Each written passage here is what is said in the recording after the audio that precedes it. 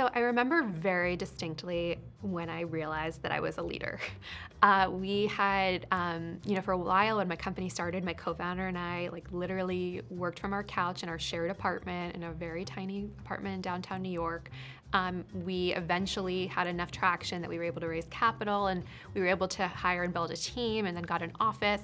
I remember one day our elevator opened into the office space, and when I would walk in, I saw, the company name on the wall. I saw all these people sitting at their seats. It took my breath away. I was like, oh my God, you all left your jobs that were stable to work for something that I created that I believe in more than anything, but is not proven yet.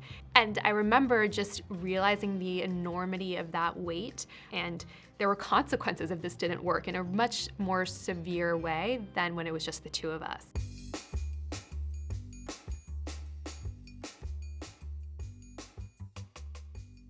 Hi, I'm Carly Zakin. I am the co-founder and co-CEO of theSkimm. I am also a Henry Crown Fellow with the Aspen Institute, and here are some lessons I've learned about leadership. So I think the first thing I would share about leadership is to know your strengths. I think there is a misconception when you first start out to become a leader, or you think about becoming a leader, that you have to be, especially if you're in a CEO capacity, you gotta know everything and be good at everything.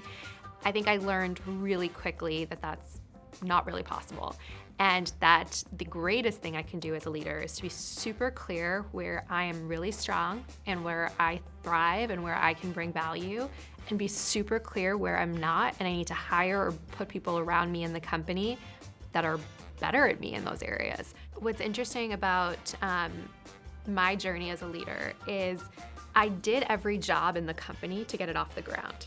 I even did some tech support, which is laughable because you definitely don't want me doing any engineering work for you. I can't.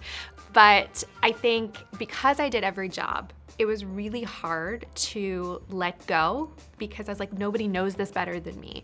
And for a while, that was true. And also, it was very not true because one, I wasn't an expert at everything, and two, we were able to bring people around us who clearly were better at certain things than I was. And I had to learn to be really comfortable that I could be in a meeting with people and maybe not know all the acronyms they knew, or maybe couldn't do all aspects of marketing or had to learn new things. But I knew what I did know, and I knew the audience that my company was going after. I knew what worked in building that brand because I got it off the ground. And I knew the voice of the brand. And from there, I continued to grow as a leader and then really learn the business side. So the second leadership lesson I've learned is to embrace the unknown. There's lots of things that are going to come your way, and really you have to figure out how are you going to respond to that. You don't have to be even-keeled at all times, but when you make decisions in those moments of stress and those moments of unknown, you have to find your space of clear and calm head. And that is key. You also have to look for the patterns. Problems have patterns. They might feel new and original when they first come up, but you probably have seen some version of it at another time. And if it's your first time experiencing it, know that next time it will be part of your pattern recognition. Another lesson I've learned about leadership is how important it is to cultivate a support network. There's a reason that they say it is lonely at the top.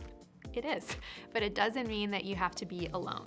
It is so important to have a support network of personal advisors, your own personal board that you can go to and say, help.